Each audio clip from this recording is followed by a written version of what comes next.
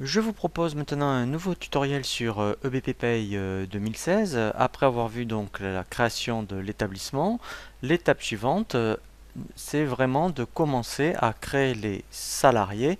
Donc nous allons voir comment créer une fiche salarié en renseignant vraiment toutes les informations qui sont vraiment indispensables pour qu'ensuite, je dirais, au niveau de la réalisation du bulletin de paye, tout se passe bien. Et nous allons commencer donc par la réalisation d'un salarié non cadre. Nous verrons ensuite différents tutoriels qui vous seront proposés pour des cas particuliers comme les CDD, les temps partiels, les apprentis, les cadres, la paye d'un gérant. Donc pour créer un salarié, vous avez plusieurs possibilités. Vous pouvez déjà avec l'écran de démarrage cliquer donc ici sur le bouton salarié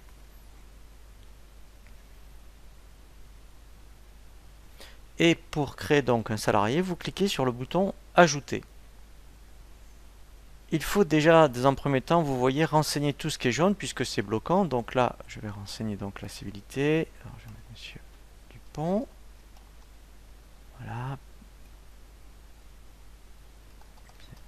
Voilà. Alors, bien sûr, il faut mettre le numéro de sécurité sociale. Alors, ce qui est intéressant, c'est que si vous êtes en train de créer une fiche salarié et que vous n'avez pas toutes les informations, vous pouvez ne pas le renseigner. Enfin, c'est pas bloquant dans un premier temps si vous n'avez pas l'information dès le début, par exemple. Voilà. Donc après, alors, non naissante, donc là, en l'occurrence, il n'y en a pas. Donc famille, alors famille, ça n'a rien à voir, enfin, par rapport à tout ce qui est matrimonial. C'est par rapport à des familles, vous voyez, donc on peut déjà le renseigner. Par rapport à une typologie, vous voyez, de salariés. Donc là, si vous êtes en train de créer, par exemple, un salarié, je dirais, qui a temps plein en CDI, vous pouvez le rattacher parce qu'après, c'est pour les profils. Il vous rattachera, donc, voilà, vous voyez, tous les profils après qui seront dédiés, je dirais, au temps plein et au CDI. Donc ici, voilà, vous voyez, il ne vous montrera donc que des non cadres. Donc là, on va prendre le non cadre par défaut. Alors on verra hein, des tutoriels pour bien paramétrer ensuite, euh, je dirais effectivement, des rubriques de paye qui vous sont propres par rapport à un non cadre. Donc là, on va mettre la date d'entrée dans l'entreprise. Alors ici, donc là, moi, il faut faire attention. Je suis en paye courante du mois de janvier. Donc après, vous voyez, donc je vais considérer que ici c'est une nouvelle création de société. Donc je vais mettre, admettons, voilà, que cette personne, vous voyez, donc on a cliqué sur le mois. Après, je prends oui, mois de janvier. Et je vais faire, alors je vais faire exprès comme ça, vous verrez, je vais le faire rentrer en cours de mois, comme ça, quand on verra les tutoriels sur les bulletins de paye, vous verrez en plus ce qui se passe par rapport aux rubriques d'entrée-sortie. Donc ici, après, donc là, on va renseigner la date de naissance. Alors pour aller plus vite, je vais le taper.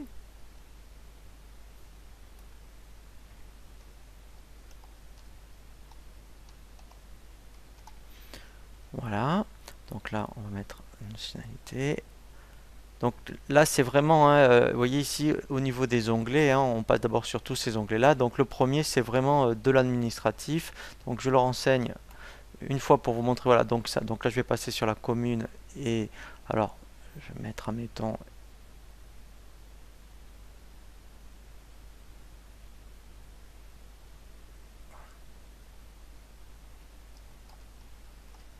Toulouse, voilà. Donc après, département, voilà. Donc là, après, vous voyez, ça, si on l'avait bien renseigné, moi je l'avais décoché dans la création du dossier pour aller plus vite, mais ça, en fait, il le ferait tout seul. Si vous vous laissez cocher dans la création du société l'import des codes postaux et tout ça, vous ne l'avez pas à le faire. Voilà, donc là, vous voyez, vous pouvez même indiquer un numéro de sécu provisoire. Alors, situation familiale, alors là, je vais quand même vous en parler. C'est important, vous verrez si après vous avez des prévoyances et des mutuelles. Donc là, donc là je vais mettre, admettons qu'il est célibataire, voilà. Mais donc, si après il était marié avec un nombre d'enfants, des nombres d'adultes, il faut vraiment le renseigner, vous verrez, après, c'est un rapport par rapport aux mutuelles et aux prévoyances. Donc là, je vais mettre un coordonnées. Par exemple, voilà. Je vais mettre le minimum.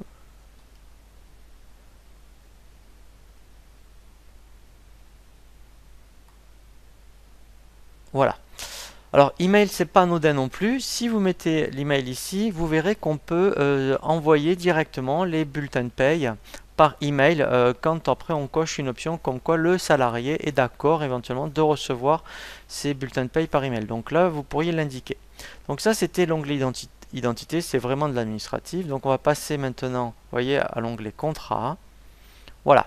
Donc là, ce qui est très important, c'est déjà, vous voyez, vous avez une option en noir, afficher plus. Donc, on est dans le pavé ici, entrée. Donc, on va cliquer sur afficher plus. Voilà.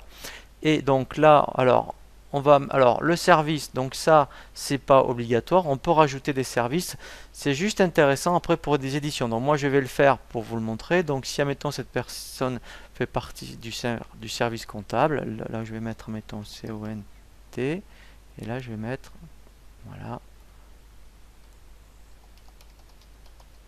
comptable. Donc ça, c'est intéressant pour les éditions, par exemple. Voilà.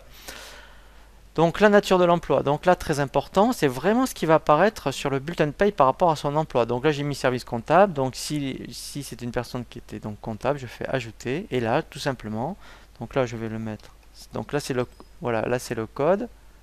Et là, je vais mettre comptable. Donc, c'est vraiment ce qui va apparaître. Vous verrez quand on fera son bulletin de paye dans emploi. Donc, date d'entrée dans la profession. Donc là, c'est la date d'entrée. Sachant que je parle du bâtiment. Si, admettons, c'est une personne qui est dans une société de bâtiment. Donc, alors, je parle vraiment pour le bâtiment, là, par exemple. Et que ça fait 10 ans qu'il travaille dans le bâtiment. Ici, il faudra mettre vraiment la date d'entrée dans la profession. La référence du contrat, donc ça vous pouvez l'indiquer par rapport à son contrat.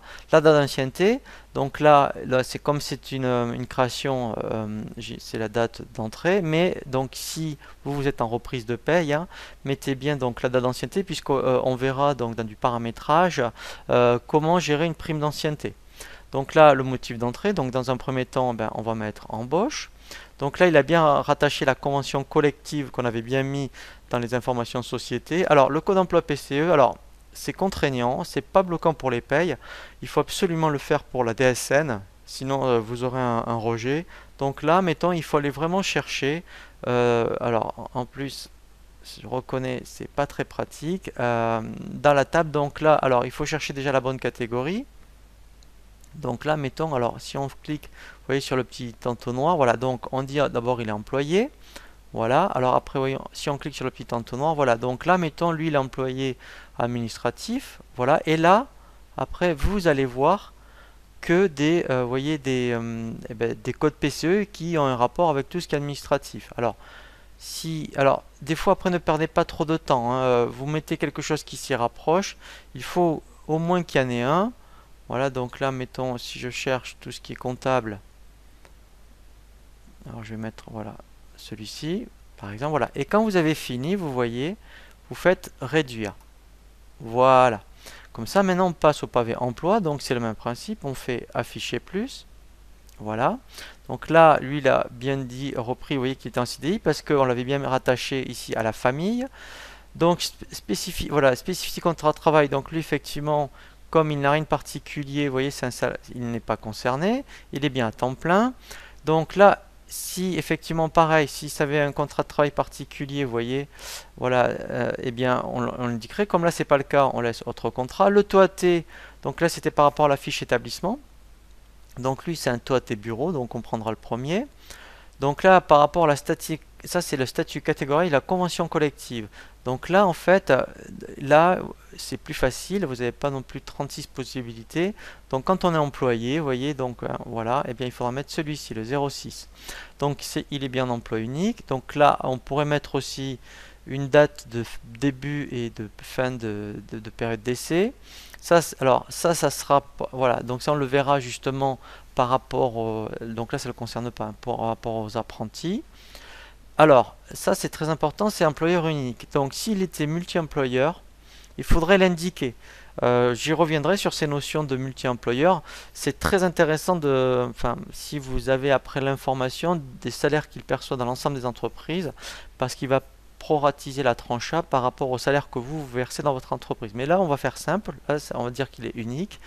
Le statut catégoriel IRC, donc ça veut dire Institut de retraite complémentaire, il est bien non cadre, il n'est pas à taux temps partiel.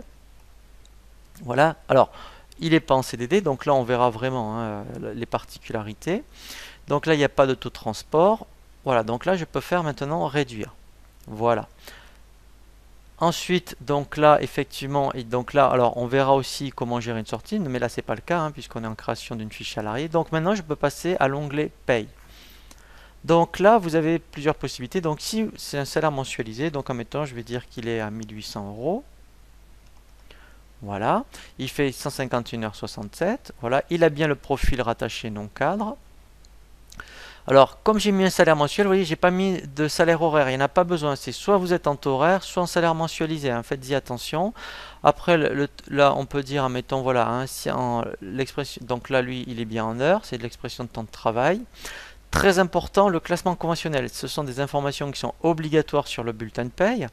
Donc, donc là, si je veux le faire exprès, hein, si la convention collective précise qu'il y a un coefficient, il faut absolument le mettre. Donc là, je vais dire, mettons qu'il est à coefficient de 100. Mais si la convention collective prévoit qu'il y a d'autres, je dirais, informations de ce côté-là, il faut le mettre. Et si votre convention collective ne précise aucun classement conventionnel, vous cochez sans classement conventionnel. Ici, d'où l'intérêt, vous voyez, c'est très important d'avoir rattaché tous les organismes à l'établissement, puisque lui, à chaque fois qu'on crée une fiche salariée, il les rattache. Voilà. Donc là, il n'y a pas d'exonération URSSAF. On le verra justement par rapport si vous avez des salariés qui ont bénéficié d'exonération URSSAF. Et là, il n'y a pas de par rapport à la pénibilité. Donc là, il n'est pas concerné. Donc ça, c'était pour l'onglet paye. Maintenant, on va voir tout ce qui est congé payé. Alors, pour l'instant, on va faire simple. Donc là, c'est par rapport, puisque là on est en création d'une fiche salariée, je vous montrerai après effectivement, quand vous êtes en reprise de paye, comment on fait pour reprendre les congés payés, et bien justement d'un salarié pour lesquels maintenant vous faites les payes, il va bien falloir reprendre les compteurs. Donc là en fait, il reprend ce qui a été dans l'établissement. Si éventuellement pour un salarié, vous voulez, alors on le verra pour les dirigeants, vous ne voulez pas gérer les congés, il faut cocher ici CP neutralisé. Donc là, il ne relève pas d'une caisse de congés payés. Donc s'il ne fallait pas qu'il soit les provisions congés payés ne soient pas calculées, vous cocherez exclure des provisions congés payés. On verra justement les plannings. Donc là, comme il a planning temps plein, il a le planning de l'entreprise, eh bien on laisse celui-ci. Voilà. Et là, donc là, au niveau tout ce qui est diff, voilà, on laisse tout par défaut par rapport à l'établissement. Tout ce qui est prévoyance. Alors là, c'est très important. Si les organismes de prévoyance pour lesquels vous cotisez font partie, je dirais, par rapport à la DSN, il va falloir ici faire, pour chaque salarié, faire ajouter, et là, créer le contrat. Donc là, admettons, donc là, faudra, alors je vais le faire une fois, il faut faire ajouter. Voilà, donc là, c'est vraiment le contrat, hein, référence du contrat. Donc là, je vais mettre, mettons, quelque chose de fictif. Voilà. La désignation commerciale, donc ça s'invente pas. Donc là, il faut téléphoner à votre caisse qui va vous l'indiquer. Donc là, pour l'instant, je vais mettre, mettons, Humanis, hein, par exemple.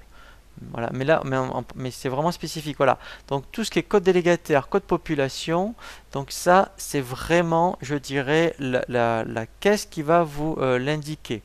Et ensuite, au niveau de l'organisme, voilà. Donc ça, comme c'est Humanis, vous voyez, voilà. Et là, très important. Alors.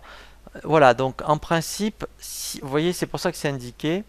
Si votre organisme, donc si un code d'institution, comme là, le P, là, ça veut dire qu'il fait partie de la DSN. Voilà, donc il ne faudra pas cocher cette option ne pas déclarer. Là, en fait, comme il en fait partie, ben, je ne vais pas le cocher. Voilà, donc là, il faut faire après enregistrer et fermer. Voilà. Et ensuite, donc ça, après, c'est pareil, ça ne s'invente pas. En fonction du contrat que vous avez contracté pour votre entreprise, il faudra indiquer les options retenues. Donc là, alors là c'est fictif, hein, ce que je vais mettre option A par exemple, voilà. Et après, option A, peut-être qu'elle couvre le nombre d'enfants, le nombre d'adultes, voilà. Voilà, et donc après, quand vous avez donc là, on a créé le contrat, et la première fois, donc là c'est intéressant parce que c'est une création de société, je vais faire ajouter, et là je vais dire, donc là je vais dire que c'était, puisque cette personne est rentrée le 5 janvier, voilà, je vais mettre 5 janvier, ici type d'événement, ça sera, vous voyez, ça sera ce qu'on appelle affiliation. On reviendra après sur ces notions s'il y a des changements de situation salariée, c'est-à-dire que si comme lui il était célibataire, Donc là, il n'y a pas de... Voilà, il a l'option A. Si après il se marie, par exemple, et qu'il a un enfant, et qu'il y a une option B qui est prévue, il faudra revenir ici, il faudra faire ajouter, et vous verrez, on fera changement de situation salarié. Voilà. Et donc, en fait, c'est pour ça que c'est un peu fastidieux, cette partie prévoyance, surtout si c'est obligatoire dans la DSN, puisqu'après, il va falloir connaître l'historique par rapport aux salariés concernant les changements de situation familiale. Voilà. Donc j'y reviendrai sur cette notion. Là, on voit déjà la création d'une fiche salariée, je dirais de façon simple. Et après, on verra vraiment les cas particuliers à travers différents tutoriels. Règlement, donc là de possibilités, mode de paiement. Donc si vous faites des chèques, donc moi c'est ce que je vais prendre dans un premier temps. Et bien ici, vous mettez chèque. Alors vous pouvez le dire, vous voyez, pour les salaires et également si vous faites pour les acomptes. Si donc vous payez par virement, donc ici bien sûr vous prendrez dans la liste virement, voilà, et voilà, virement c'est pas, et ensuite bien sûr il faudra bien mettre après ici le RIB du salarié. Voilà, donc pareil pour les acomptes, hein, si vous faites régulièrement des acomptes, eh bien il faudra indiquer le RIB. Donc après l'onglet bulletin, donc là dans un premier temps, eh ben, c'est normal, il n'y en a pas, donc ça on verra un tutoriel ensuite hein, pour vraiment voir tout ce qui concerne le bulletin de paye. Les déclarations, voilà, alors ça c'est très important. Donc là il va falloir passer sur chaque écran, donc on fait ici, cliquez ici pour afficher voilà l'affichage. Donc là c'est facile parce que c'est une création de société. Si vous étiez en reprise de paye, il faudrait indiquer, bon là c'est un temps plein, donc il compte pour 1. Mais si après c'est un CDD ou un temps partiel, il faudrait indiquer ici par rapport à l'effectif pour combien il compte pour Fillon, le FNAL, etc. Pour tout ce qui est Pôle emploi, donc quand c'est un salarié, un non-cadre à temps plein en CDI, il n'y a rien de particulier puisqu'ici il sera bien assujetti. Oui, c'est pour ça que c'est indiqué par défaut. Donc là, il n'y a pas d'exonération, c'est pour ça qu'il y a bien marqué salarié non concerné et il est bien assujetti à l'AGS. On verra après effectivement des contrats particuliers et ici voir si il est assujetti ou pas. Tout ce qui est élection prud'homale, donc là c'est important. Donc là c'est pour ça que c'est déjà indiqué, fait partie du collège salarié. Là il reprend ce qu'on avait mis dans l'établissement. Voilà, donc là il faut quand même le vérifier. On verra que quand c'est l'employeur, c'est ici il faut revenir parce que c'est différent. Quand c'est un salarié qui travaille, que l'établissement et l'entreprise c'est la même chose, ici vous n'avez pas besoin de le renseigner. Ici il faut vraiment le mettre quand le lieu de travail est différent de l'entreprise. Pour les salariés étrangers, eh bien ici, effectivement, eh bien, il faudra indiquer les informations qui sont demandées. Et après, donc, pour tout ce qui est option du bulletin, voilà. Voilà, donc là, alors, là, quand c'est un CDI, il n'y a rien de particulier à faire. Voilà, donc là, en fait, hein, il faut quand même y passer dessus pour vérifier, surtout par rapport à l'effectif. Quand c'est un salarié classique, après, c'est vrai que dans les autres, je dirais, pavés, il n'y a rien de particulier. Alors, l'analytique, on le verra dans un tutoriel spécifique, puisque là, c'est vraiment, on vient de commencer donc par rapport à la formation sur BPPay. Donc ça, on le voit dans le second temps. Note, c'est tout ce qui est vraiment, je dirais, commentaires. Et documents associés, alors vous verrez, c'est pas du gadget, c'est intéressant. Donc si admettons, eh bien, vous avez le contrat de travail, vous avez des courriers spécifiques, et bien vous pourrez faire ajouter et faire fichier, voilà. Et là, directement, on peut aller chercher dans l'ordinateur n'importe quel, oui, enfin, bon moi ici j'en ai pas, mais on peut aller chercher n'importe quel fichier. Et lui, en fait, il va le mettre ici. Comme ça, après, vraiment, la fiche salarié, ça va vous servir de gestion administrative. Et au lieu de chercher, eh bien, je dirais, des informations administratives dans un dossier, vous aurez accès à tout directement depuis la fiche salarié.